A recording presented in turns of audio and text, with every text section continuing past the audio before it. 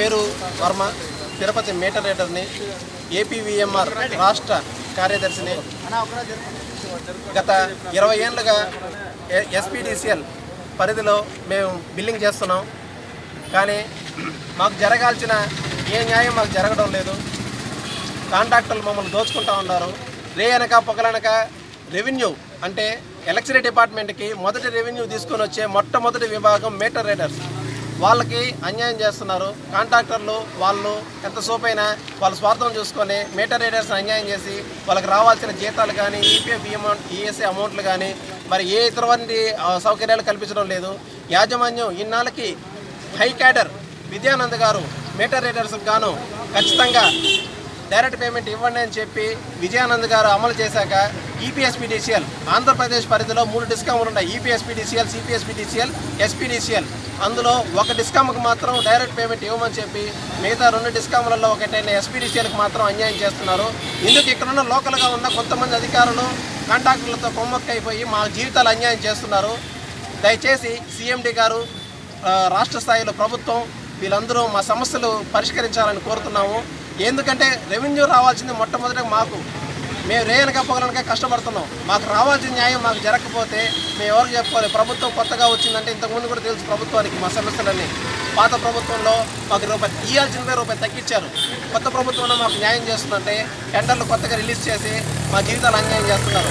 మాది 3 డిమాండ్స్. మొదటిది కొత్తగా ఇచ్చిన టెండర్లు క్యాన్సిల్ చేయడం, రెండవది డైరెక్ట్ పేమెంట్స్ ఇవ్వడం, మూడవది మాకు కనీస వేతనం ఇవ్వాలని యాజమాన్యానికి తెలియజేస్తున్నాను. V Uday Kumar, AITC district joint secretary. ఈరోజుకు 1 గంటనో 2 గంటల కరెంటు పోతానే విల్లవిల్లాడే జనాలు. ఎక్కడ ఏ సమస్య వచ్చినా, ఈరోజు కరెంటు కోతలు వచ్చినా, ఎక్కడ మీటర్ సమస్య వచ్చినా ముందుండి పరిష్కరించేది మీటర్ రీడ్ కార్మికులు. అలాంటి కార్మికులు గత ప్రభుత్వంలో అనేక నష్టాలు జరిగినాయి. ఈరోజు ₹1 వేయాల్సింటే ₹10 మాకు మీటర్ రీడింగ్ ఇచ్చారని చెప్పేసి అనేక రకాల ఆందోళనలు చేస్తారు. సరే, వచ్చిన గవర్నమెంట్ అయినా సరే తగ రీతిలో పరిష్కారం చేస్తుంది. కొత్త గవర్నమెంట్ ఆశలు పెట్టుకుని చేయడం జరిగింది.